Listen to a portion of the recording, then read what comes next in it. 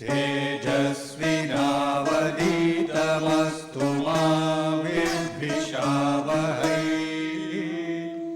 ॐ शान्ति शान्ति शान्तिः।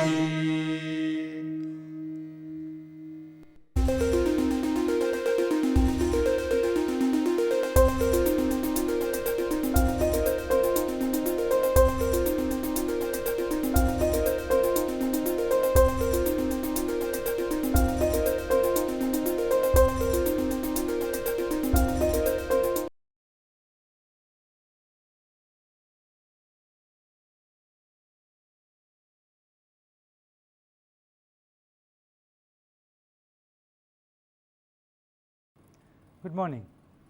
Last lecture was a somewhat incoherent one, where I was trying to bridge from one set of concepts to another. So, let me remind you what we discussed and go on to the important phenomenon of skin effect.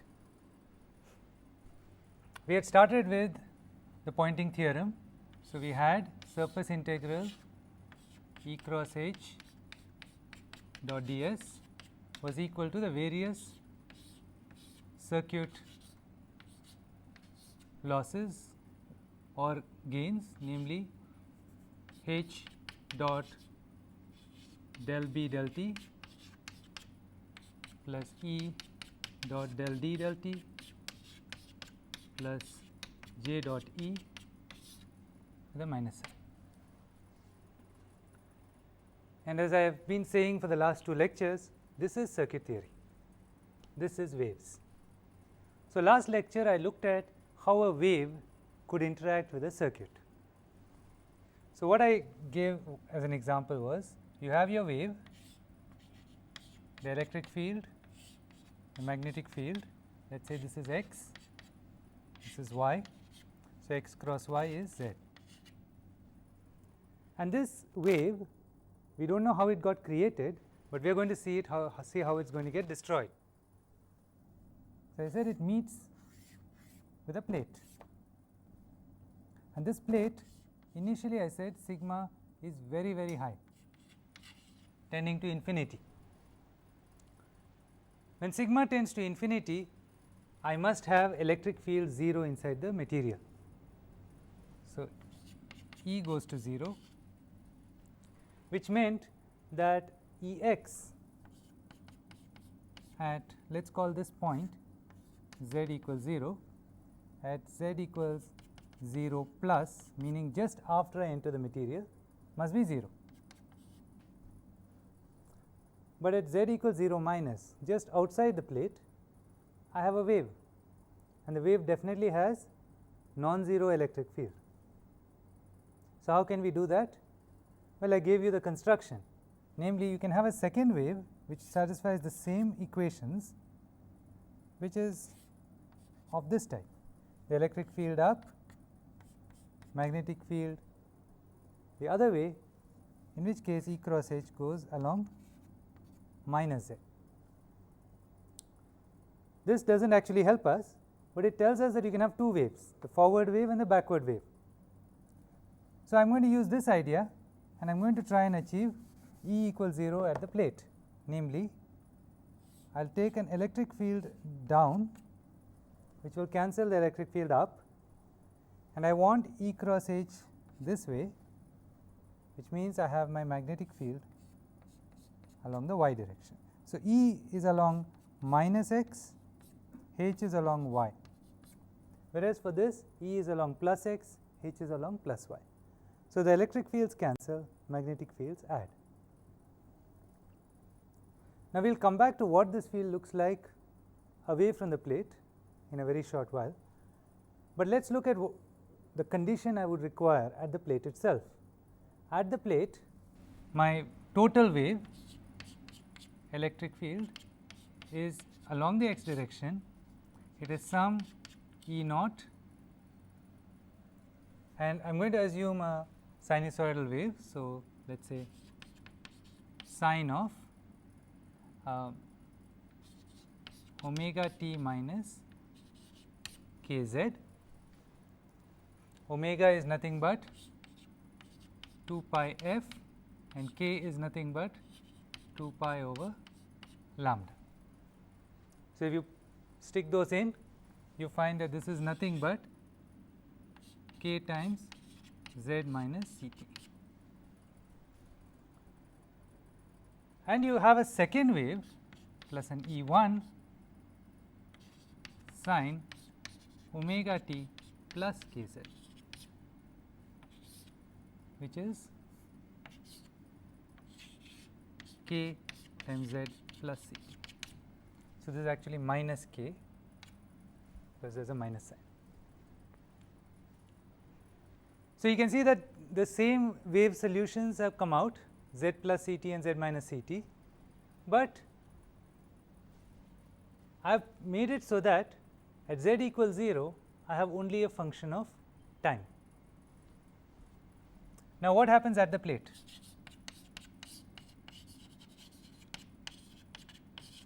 At plate z equals 0, so I can drop the kz in both these things, and I need that the electric field goes to 0. So, I require that E naught sin omega t plus E1 sin omega t equals 0.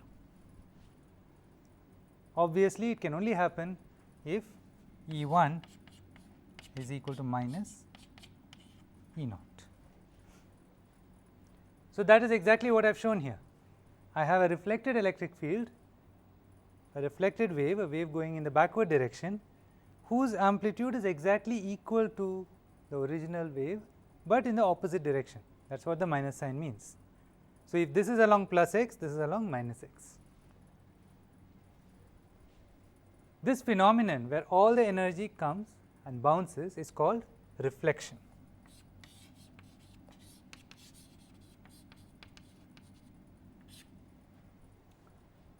Now, let us take a second case where sigma is not infinity, in fact, it is small.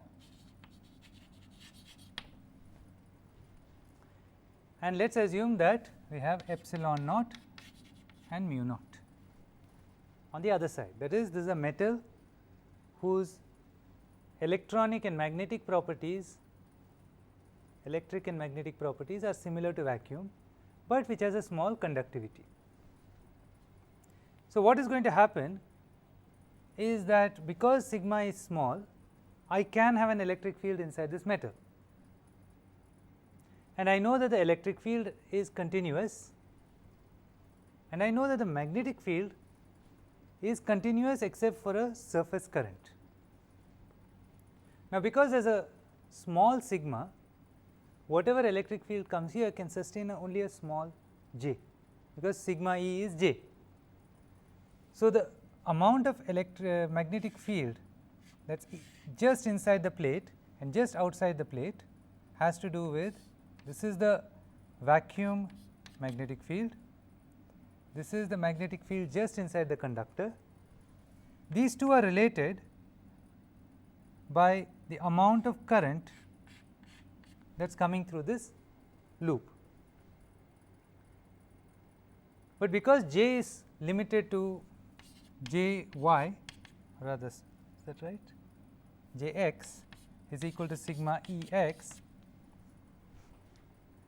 since sigma is small and E is limited to whatever it is according to the wave, J x is small. So, as I make this loop very small, the total current surface integral J dot ds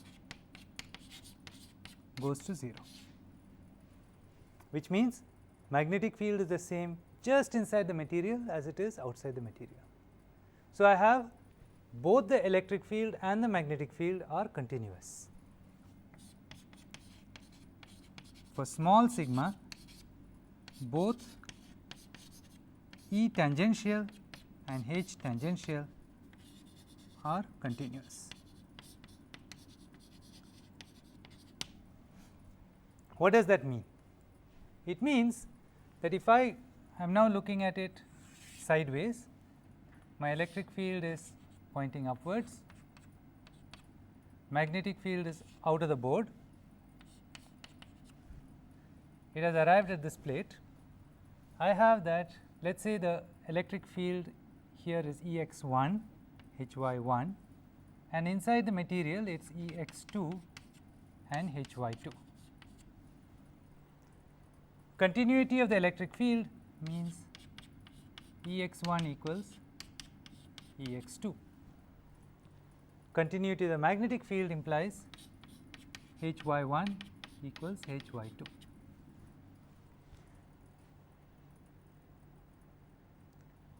Now, this would not be possible unless Ex1 over Hy1 is equal to Ex2 over Hy2.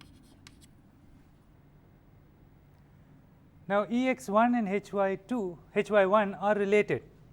We know that from the wave equation, because curl of E is related to del B del T. So, when we put that down, we find that Ex1 over Hy1 is square root of mu over epsilon.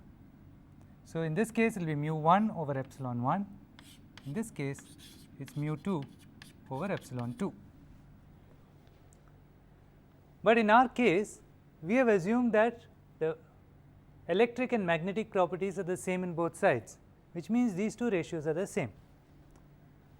If we had a material where the electric and magnetic properties changed abruptly, this would not be possible, and we will come back to that case when we go back in more detail to the problem of reflection.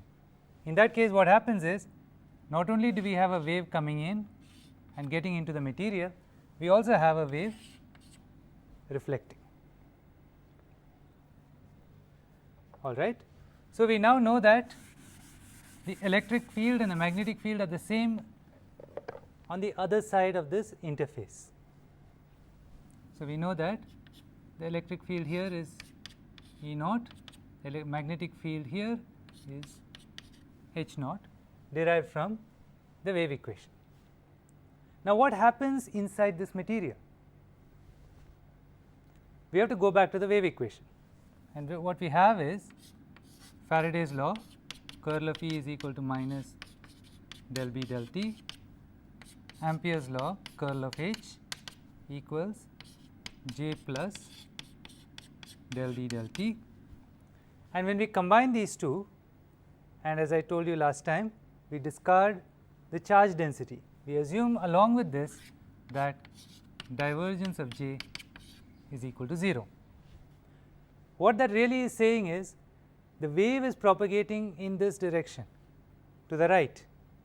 The electric field is producing current in the x direction. So, if the current is in the x direction, J is Jx, but the variation is all in the z direction as a function of z, then divergence of J is equal to 0. Therefore, there is no charge built up due to this current. It is a purely inductive current, it does not create any Coulomb's law effects. Substituting, we get minus del squared E is equal to curl curl E, which is minus del del T of mu curl H, which is minus mu del J del T minus mu epsilon del squared E del T squared. Now, here is where we simplify some more. J is not only divergence free, J is derived from E. So, J is equal to sigma E. That is because it is a conductor, and in a conductor we know that the conductance current is related to the applied electric field. So, we can substitute that here and we get minus mu sigma del E del T minus mu epsilon del squared E del T squared. So, I can take all the minus signs out. So, you get del squared E is equal to sigma del E del T plus mu epsilon del squared E del T squared. So, this is the generalization of the wave equation in an isotropic conducting medium. I say that because first J sigma is not equal to 0. So, conducting,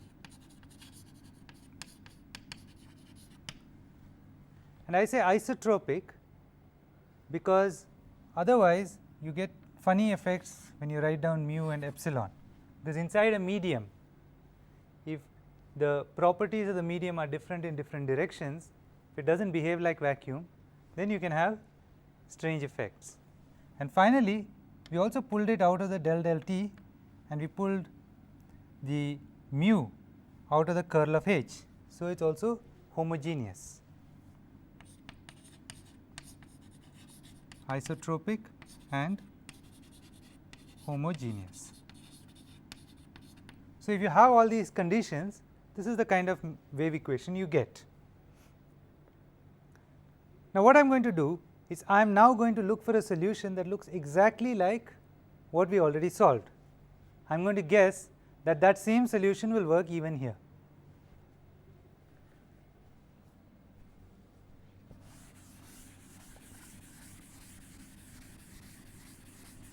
I am keeping the Poynting theorem above because it is our guide to everything that we are doing in this part of the course.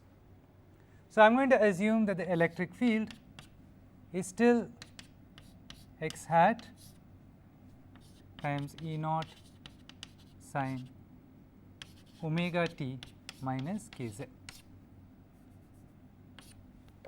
I do not need the bracket. I do not have any return field. So, I am not keeping the plus k z, I am only keeping the minus k z. Now, it turns out to be much easier to deal with complex exponentials rather than sines and cosines. We saw this last time.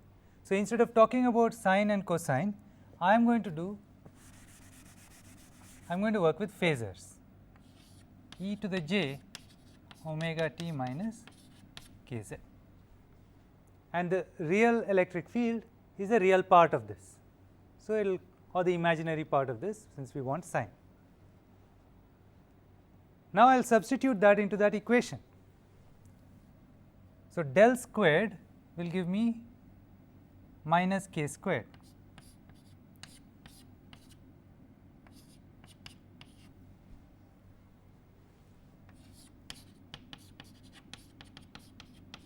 This is the left hand side. The right hand side is first mu sigma del del t is going to give me a j omega times E naught e to the j omega t minus k z, and then plus mu epsilon del square del t squared is going to give me a j omega squared.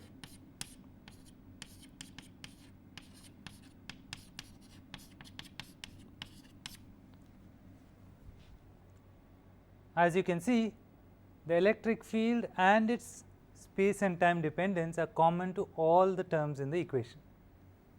So, I can remove them. If I remove them, if E naught is 0, I do not have a wave and the exponential can never be 0. So, I divide through by E naught e to the j omega t minus k z, I get I think I had j minus k squared is equal to j omega mu epsilon, sorry, mu sigma, that is this term, minus omega squared mu epsilon. So, I have factored out the E naught e to the j omega t minus k z out of this equation. So, what is left is minus j k whole squared, that is minus k squared, j omega mu sigma, that is here, j omega whole squared is minus omega squared. So, minus omega squared mu epsilon. So, if we assume that I have a real wave coming, that omega is given, omega is a real number. For this given omega, I can now solve for k, and k is in general a complex quantity. Now, there are different cases but the case we will be interested in right now is one where this term is much greater than this term. It is not the only interesting case, but it is one of the more important cases. So, this is dominant and can be ignored.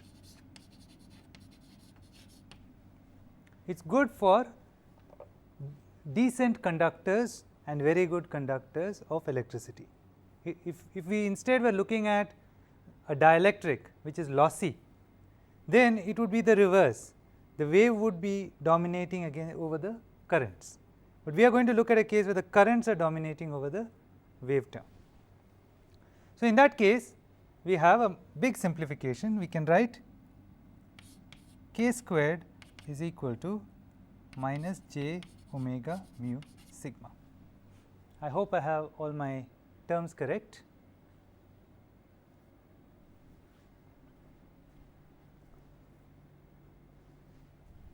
If there are any sign errors, you can catch them. So, now I have to solve for k, and solving for k means taking the square root, namely k is equal to plus or minus square root of minus j omega mu sigma.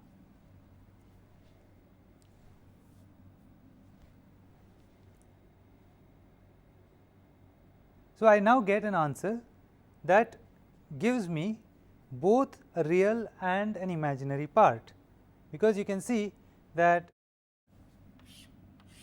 if I have a pure imaginary quantity and I want to take its square root, it is in this direction. If it were a pure negative imaginary quantity and I want to take its square root, it is in this direction. So, there is both equal amounts of real and imaginary part present. Now, what does that mean? It means that this wave continues to be a wave. There is a part which is real k. So, if we write this in, here is what you will get.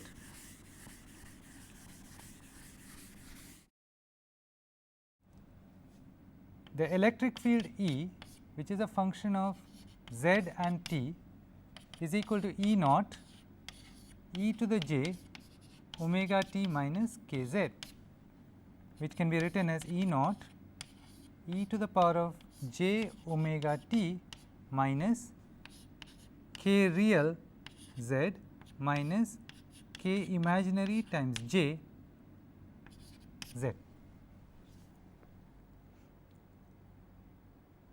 So, if you now look at this expression, you can see that there is a j here and a j here. You combine the two j's, j squared is minus 1. So, this becomes E naught times e to the power of k imaginary z times e to the power of j omega t minus k real z. Take the imaginary part of this, because we started off with sines and cosines. So, since I started with a sine, I must take the imaginary part of this equation. So, the real electric field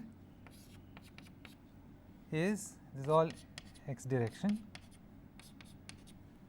The real electric field, which is a function of z and t, is x hat E naught e to the k imaginary z sine omega t minus k real z. So, the sine omega t minus k real z is still there. This wave which came to this interface continues to go through the beyond the interface. The value of k real is not the original value, it has changed. So, this wavelength is different from this wavelength, but there is a new term here. There is a term which is e to the k imaginary z. Now, if you look at what k real and k imaginary are, well, according to this you have that it is going to be in this direction, which means that I have a k real which is equal to square root of omega mu sigma and a k imaginary which is equal to negative of square root of omega mu sigma. The real and the imaginary parts are equal because this is 90 degrees. So, when you take the square root it becomes 45 degrees, or there is equal amount of real and imaginary part. How much of each? Well, you will get the magnitude is this. So, you have a 1 over root 2 in each direction. Omega is 2 pi f. So, if I combine both those quantities, I can write down the final answer. It is equal to the square root of 2 pi f over 2 mu sigma, and this is the negative of the square root of 2 pi f over 2 mu sigma. The 2's cancel, and so you get this very important expression which is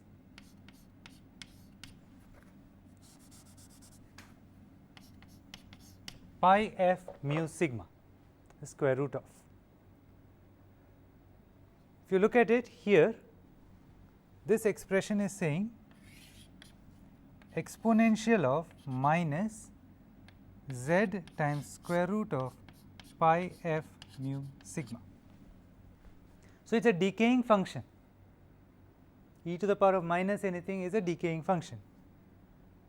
The amount by which the scale length on which it decays is 1 over this quantity, because usually if you want to know the scale length of a decaying exponential, you will write it as e to the minus z over L, and L would be the scale length.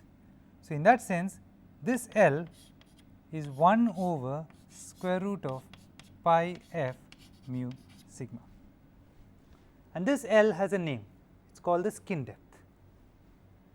Now, let us draw a picture and understand what the skin depth is saying.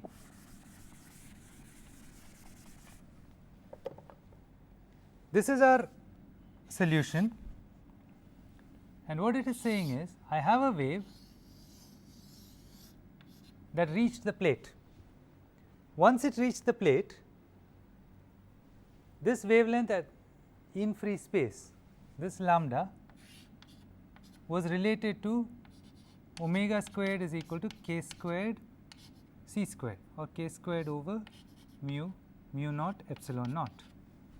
So, its wavelength had nothing to do with the material. Inside the material there is still a wavelength, but this wavelength is a different wavelength.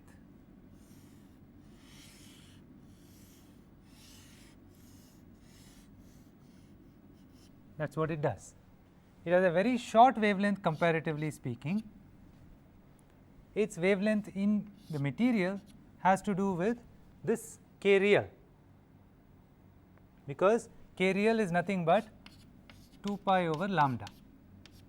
So, lambda is, if you take lambda to that side and k to this side, lambda is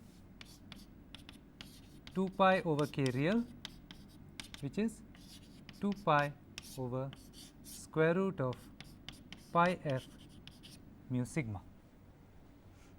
So, you can see that epsilon has vanished from this expression. Here the value of epsilon was controlling the wavelength, because this was the speed of light. So, speed of light divided by frequency was wavelength. Suddenly here it is sigma that determines the wavelength and not epsilon. That is because we have assumed that the wave part of the wave equation, the omega squared mu epsilon, is not important. We have only kept this term. So, naturally the wave you get out of it is not going to see epsilon at all, it is only going to see sigma.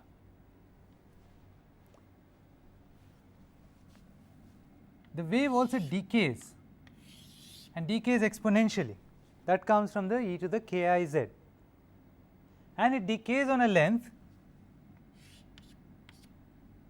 And what length is that? That length is 1 over square root of pi f mu sigma, the same pi f mu sigma that you get coming into lambda. The only difference is lambda is actually, I have drawn it not correctly, it decays faster than the wavelength. So, if I drew it properly, it would not look like this, it will look like the wavelength is longer than the scale length. It will look like that. So, wavelength would be this much. This would be my lambda, and this is the scale length on which the amplitude drops to 1 over E of its value. But they are both related to this same quantity pi f mu sigma square root.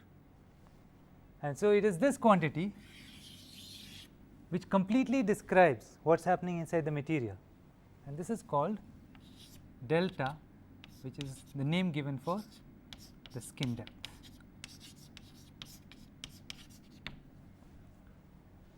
Now, this delta has many important things about it, and let us take them one by one.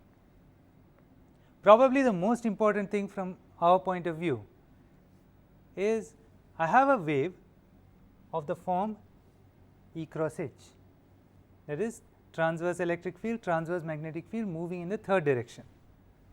We do not know what kind of object it is, but we do know that when it hits a conductor,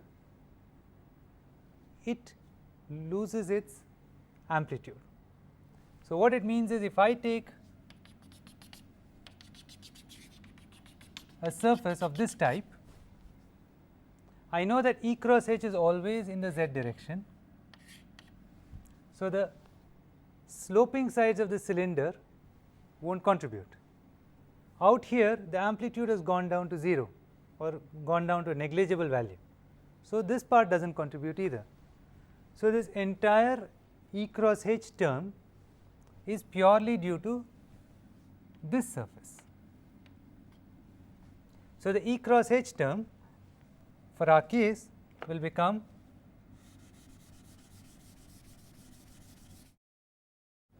surface integral E naught cross H naught dot ds. The incoming vacuum wave E naught cross H naught dot ds, because on the other side wave has gone to 0.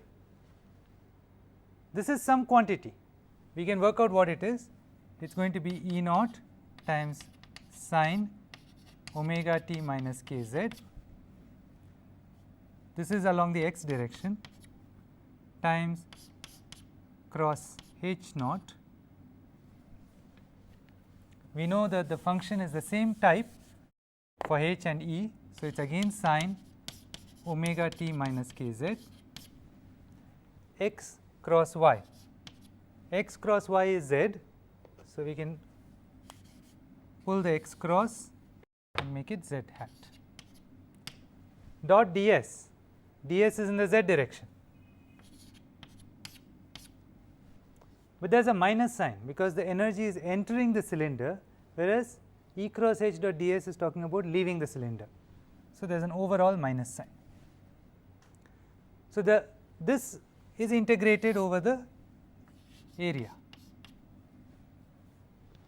So, what does that give me? It gives me minus E naught H naught integral over the area. So, there is an area times sine squared of omega t minus k z, sine into sine.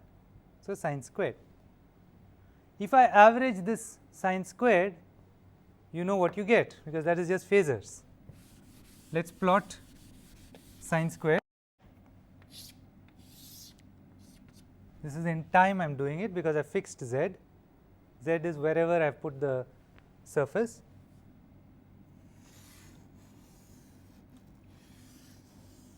This is what sine squared will look like. So, if I average sine squared omega t, regardless of the frequency, I know that my average is going to be half, because this piece is identical to this piece. So, whatever I lose on this part, I gain on this part. So, regardless of the frequency, the average of sine squared is always half. So, if I average over one time period, this will go to minus 1/2 E naught H naught times area. It's a well known result to you, I am sure, because you know all about averaging of power, but it is an important result. It is saying that if I have a plane wave, energy is continuously entering this dotted line. It is not averaging to 0. In fact, it is averaging to a constant value. Where is that energy going? It is not going out. So, this is energy that must be spent inside the volume integral, namely inside my circuit. My circuit here is just this plate, and the energy is vanishing into the material of the plate. Where could it vanish? Well, my H dot del B del T is oscillating, but it is not growing or decaying. So, if that H dot dB dt is taking up any of this power, it must continuously grow. So, it can't be this. E dot del D del T can be thrown out for the same reason. So, it has to be J dot E, and J dot E is in fact what we have been doing, because if when we solve the wave equation, we were keeping the J term as opposed to keeping the del D del T term. In curl of H, it was the J term we kept, and so definitely the current is the term that is dominating in this material. So, J dot E must be taking up all the energy that I am putting into this cylinder.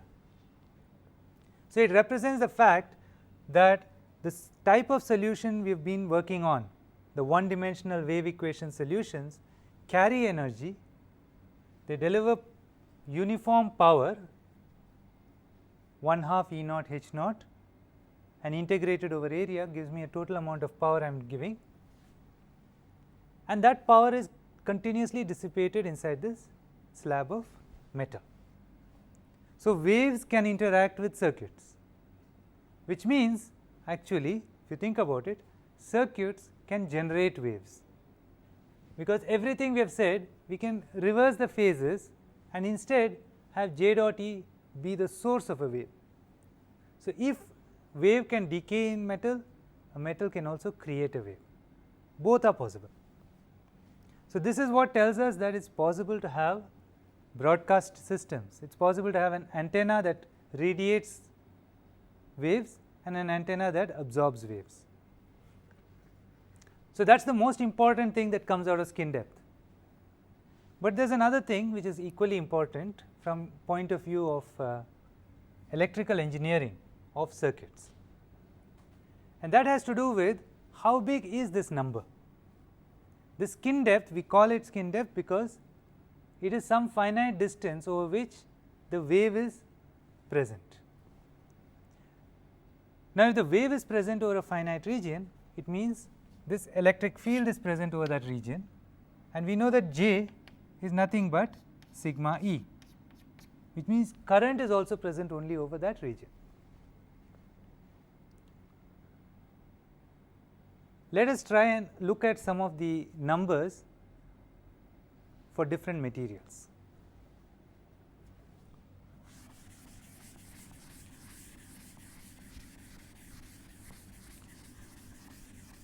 I am first going to put down a table of conductivities. It is in your own textbook, but it is instructive to look at the numbers so that you can check them for yourself. The range of sigmas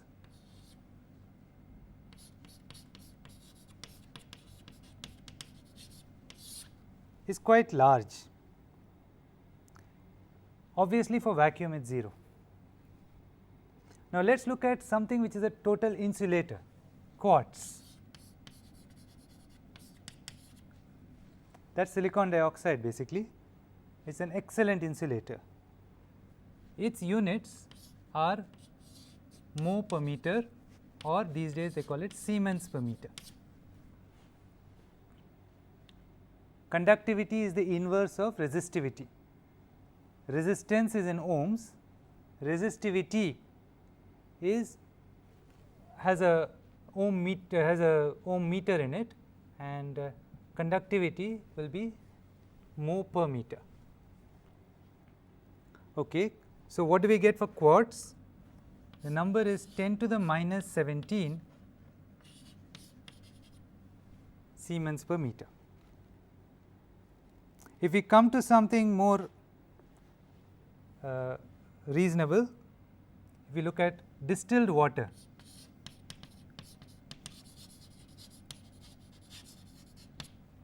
it is a very good insulator actually. Distilled water is 10 to the minus 4 Siemens per meter. It is very hard to get electrocuted by distilled water, it will not happen. If you look at seawater,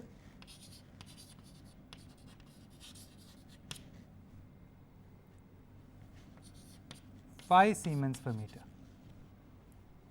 you can definitely get a strong shock if a current flows and you are touching seawater.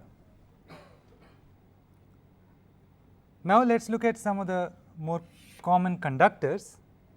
Steel,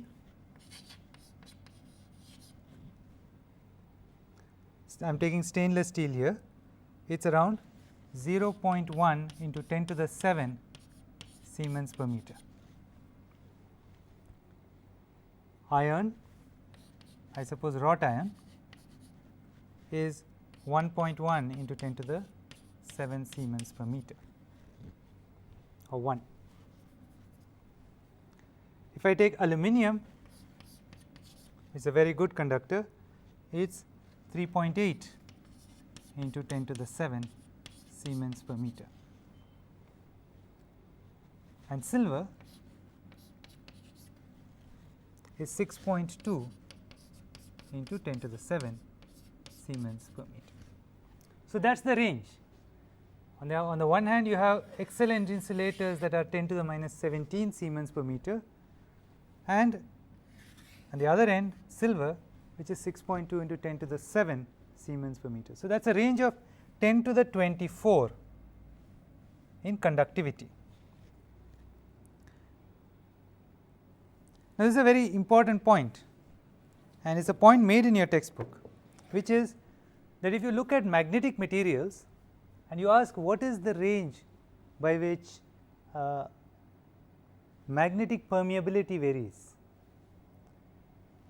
you find that the magnetic permeability varies a lot, but the range is basically 1 to 10 to the 5, and the useful range for cheap materials is 1 to 1000, whereas here the range is of order of 10 to the 24. And this is the reason, I mean, this is a very commonly used material, quartz, silicon dioxide. It is part of all our chips, it is part of all our circuit boards. On the other hand, silver is again part of all our electronic circuits. So, for practical materials, we have a range of 10 to the 24 in conductivity. For practical magnetic materials, we have 1000 to 10,000. That is why we are actually able to talk about electric circuits, KVL, KCL, and have it agree with experiment. Whereas, when we talk about magnetic circuits, we have to continuously keep in mind that there is always going to be something we will call leakage flux. The reason is magnetic circuits are not as good circuits as electric circuits are good circuits. Now, what does this mean for your skin depth?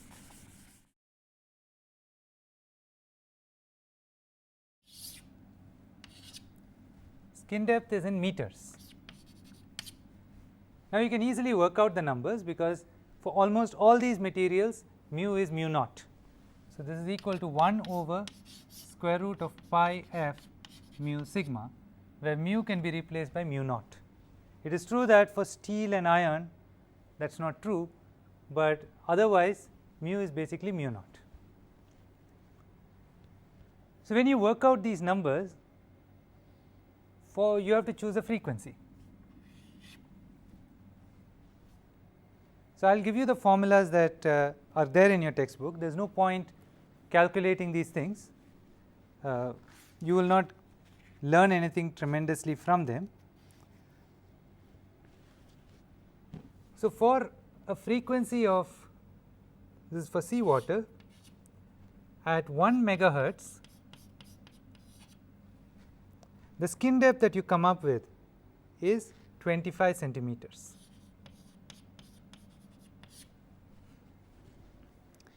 At 10 hertz, the skin depth is 80 meters. This is in seawater. It has to go as 1 over square root of f. So, you can see that if at 10 hertz it is 80 meters, at 1 hertz it is 80 times square root of 10 meters. Now, the same number if you do for copper, I have not got copper here, copper is about 3, it is between aluminum and gold and silver. So, for copper the number is 0.066 divided by square root of f. As you can see, that is all you need to keep. All these numbers can be worked out. Sigma itself is 5.8 into 10 to the 7. So, it is essentially that of silver. Now, what does this number mean in practice? Well, there are important cases. So, let us put those important cases down. For 50 hertz, actually the number he gives is for 60 hertz, it does not matter. At 60 hertz, the number you get is delta equal to 8.5 millimeters. At 50 hertz, it is slightly larger, but not much larger.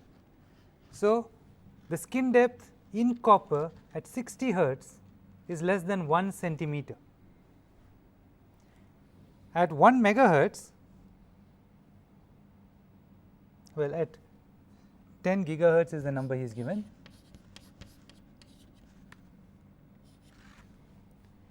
The number is 0.06 microns, sorry 0.6 microns. So, these two numbers should tell you quite a bit. So, let us just look at these 4 numbers and see what we can learn from them. First of all, if you look at this number, this is where we are talking about RF circuits. When we talk about satellite transmission, when we talk about high speed circuits, gigahertz is the range, and look at the skin depth at gigahertz, it is less than 1 micrometer.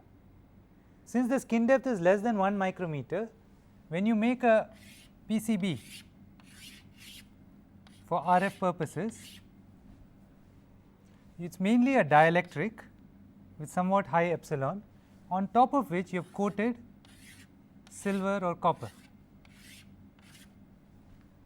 This coating does not have to be very thick, because you know that all the current is going to sit at essentially the top micron of that coating. So, that coating can be very, very thin. So, this frequency and the amount of skin depth at that frequency defines the kind of size of your PCB or your chip. When you look at this number 60 hertz 8.5 millimeters, that is talking about something different. If you look at your power conductors, you know that usually you have a central strength member and you put your current carrying copper around it. Now, why do we do that? We do that because when you have current flowing through all these copper wires, they share the electromagnetic field, so much so that the total current flowing through all of these together create the magnetic field, and the combined charges that are the magnetic field in turn creates the electric field that threads all of these cables together. So, we can actually consider this entire structure as an electromagnetic wave, and the electromagnetic wave does not see individual cables, it sees this entire cylinder as its surface. And what this result tells us is that only a region of about somewhat less than 1 centimeter of the outer portion of this structure carries current. So, this current carrying region is of the order of 1 centimeter. The rest of it is not carrying very much current. Therefore, there is no point having a whole lot of expensive copper in the middle of this cable. Instead, what we do is we put a strength member there, a steel rod which gives the cable its strength, and we just pack copper cables all around it. It also comes from the same theory that gave us the skin depth of 10 gigahertz RF circuits, and this should tell you something about the universality of this theory. It applies to 10 gigahertz, it applies to 60 hertz, it will apply to 1 hertz. Now, let us look at these other two numbers. Now, seawater is a very good conductor. It is not as good as metals, but you can see that in comparison to insulators, it is a very good conductor. The consequence of being a very good conductor is that at 1 megahertz, the skin depth is only 25 centimeters, which is 1 foot. Now, if you have sea and you have a submarine traveling under the sea, the height is certainly going to be more than 25 centimeters, which means that any kind of broadcast coming towards that submarine is going to get absorbed in the first meter or so of the seawater. No signal is going to reach the submarine. This is a big problem, and in fact, it is one of the biggest problems of submarine communication. And the way they solve it is that they use very, very low frequency signals to communicate with the submarine. As the frequency drops, the skin depth increases, and if you happen to be within a few skin depths of 80 meters, which means if this distance is within, let us say, 200 meters, then a signal will reach the submarine. The problem, of course, is at 10 hertz, the amount of information you can transmit per second is very low, but that is all right.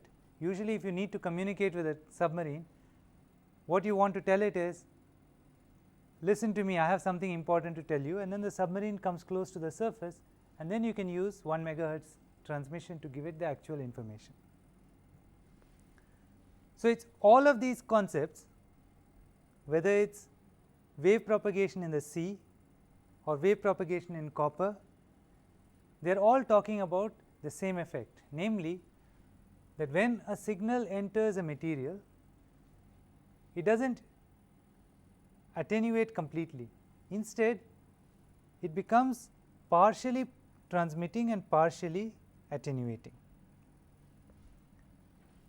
The kind of signal that you will see is this, where the amplitude is exponentially decaying, but it has a wavelength. The only useful region over which the signal can be detected is what is called the skin depth, and this skin depth depends strongly on sigma, because it has 1 over pi f mu sigma. Now, if you look at the sigma values for different materials, It varies from extraordinarily small numbers to very, very high numbers. And as a result, this value we call skin depth also varies. You can imagine that if at 5 moles per meter at 1 megahertz it is 25 centimeters, what it is in silicon. And that is why, in fact, if you use silicon as your material and send optical signals through it, that is our optical fiber communication, which goes thousands of kilometers without getting attenuated. So, it is all the same subject, and it is important to realize that once we have completed Maxwell's equations and have all 4 equations in their full form, all these ideas apply equally well to core electrical engineering as well as to communication. It is not like there is one electromagnetics for communication engineers and one electromagnetics for machine engineers. It is the same electromagnetics. It is the same electromagnetics that talks about power systems, and it is the same electromagnetics that talks about RF circuits.